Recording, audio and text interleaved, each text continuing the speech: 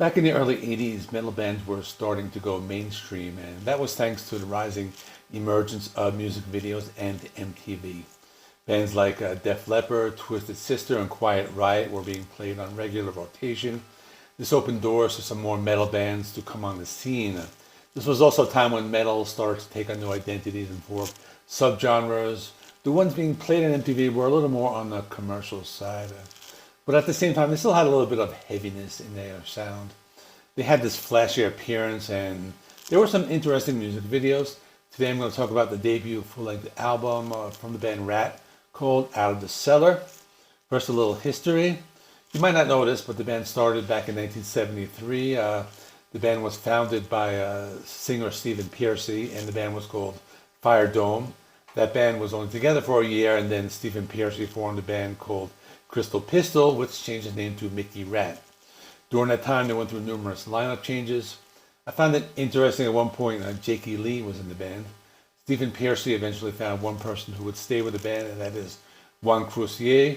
He played bass. He was the original bass player in Dokken, and he also played in Quiet Riot right before Randy Rhoads went on to play with Ozzy Osbourne. They also got together with Robin Crosby. He was one of the guitarists, and he stayed with the band until a few years before his death in 2002 from a heroin overdose. He was also dating the woman who appeared on the cover of this album and the first EP. I'll talk more about her soon. Then there was Warren DeMartini, who was the official replacement for Jakey Lee. He was a very talented guitarist, and his lead guitar work was one of the things that made this band popular.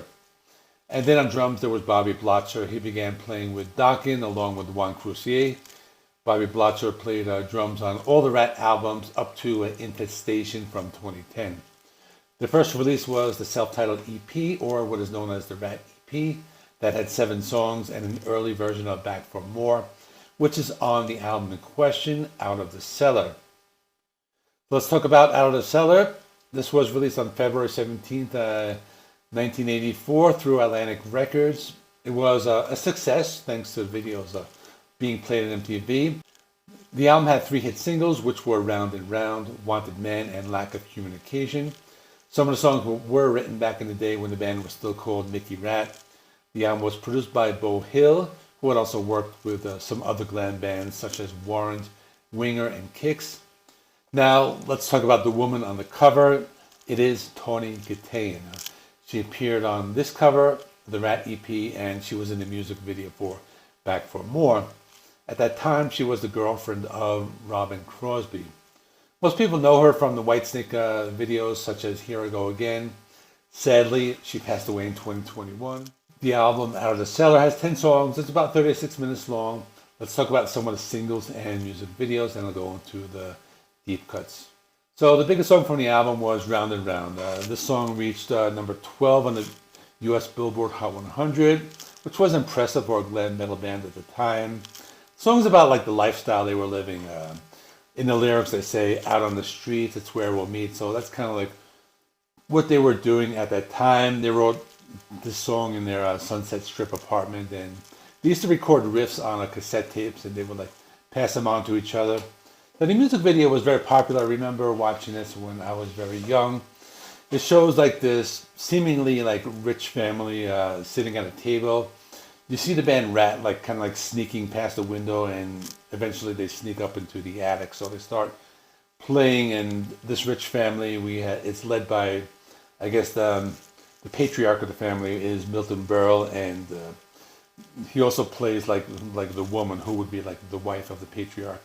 So he plays 2 roles in this video. But the band is like playing in the attic.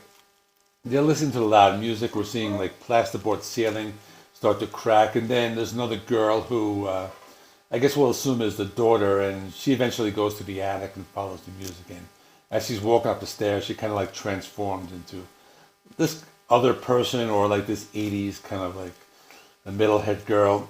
And even in the end, they show like the butler who reveals himself as a metalhead.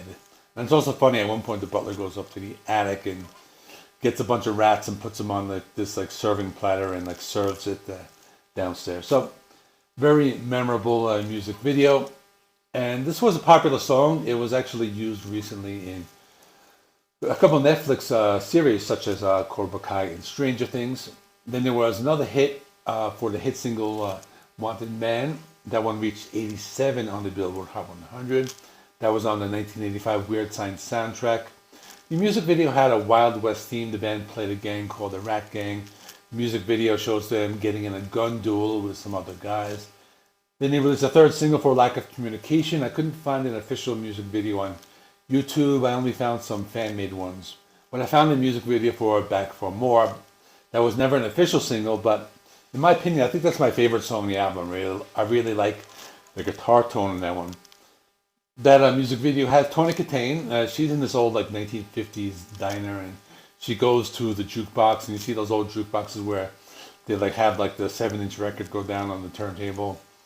And then she meets up with two guys from Ratt, and then she's with her friend, and they both go with him. And kind of a weird video because they're driving around, and then they get stopped by these fake police officers who are like these like glam metal guys. They're partying on the Sunset Strip, and then a motorcycle crashes near the stage. But it's a very good song.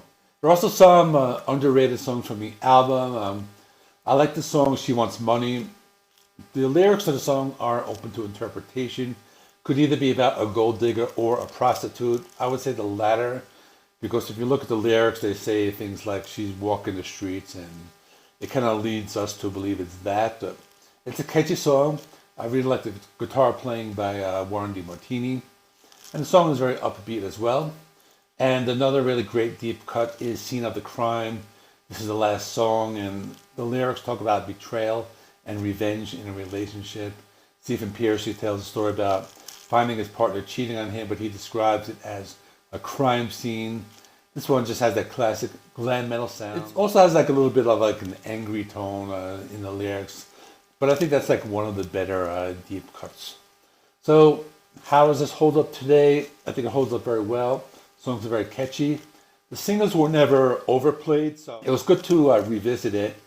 I haven't listened to this album in a really long time. I think Warren DeMartini is a really great guitar player. He has some awesome solos.